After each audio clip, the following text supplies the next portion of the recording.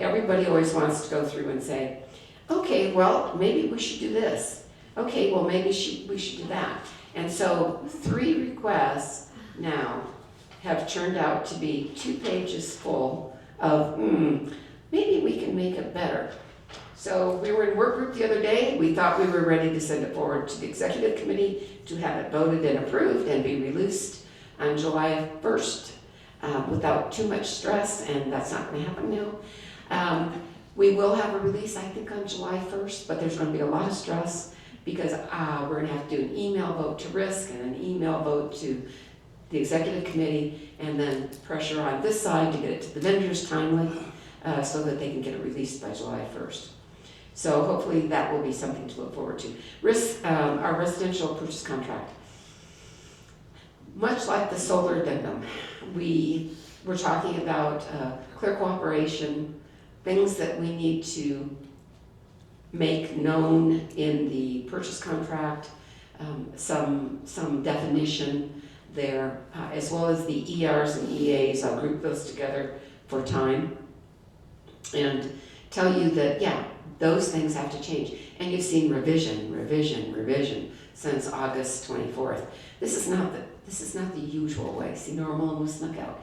This is not the usual way we go about it. We revise a form usually once, twice, every 3 years, something along that line. This has just been after form after form after form. Aaron asked me the other day for the most current vacant land lot EREA, and I pulled it out and it said August 2024, and I said, surely that's wrong. Well, it's not, but I was thinking residential EREA. And so, and that was only August, so it's not been that long.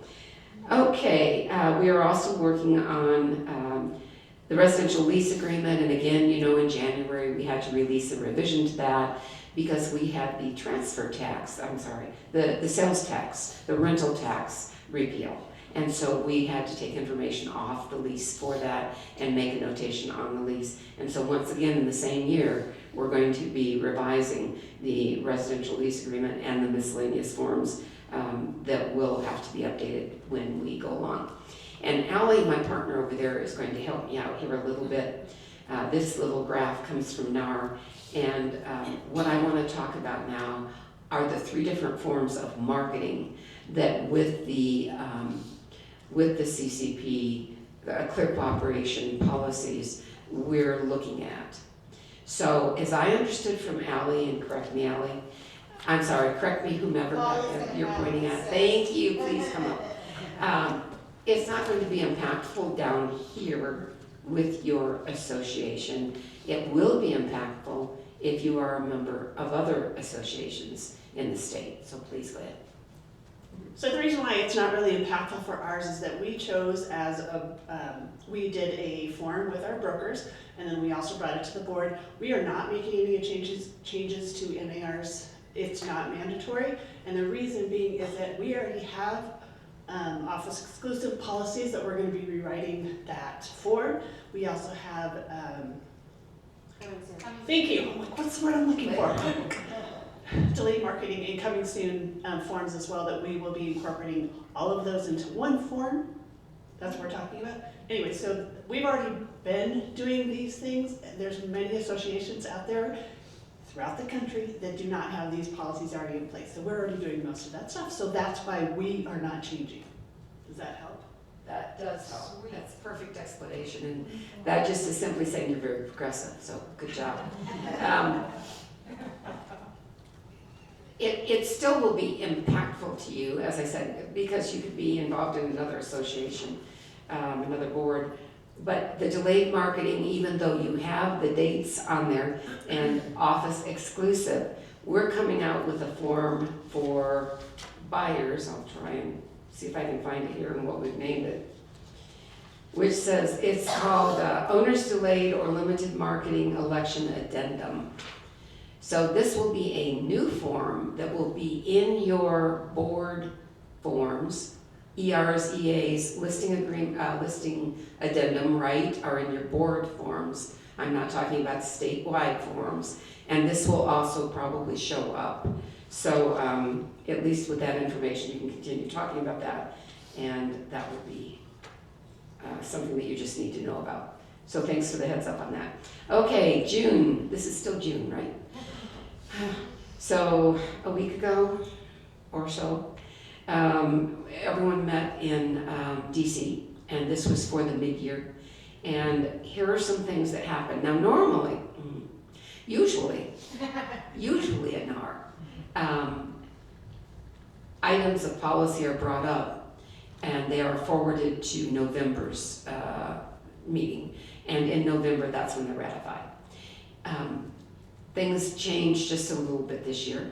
And so we have some board approvals already as of June.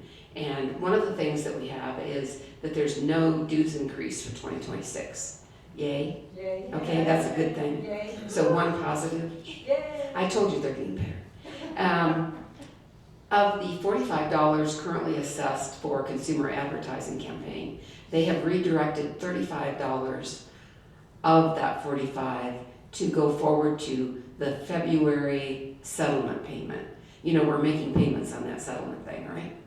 And so instead of raising dues, they were able at NAR level to find a way to redirect that into the operating budget, and then that will help with what we need to do.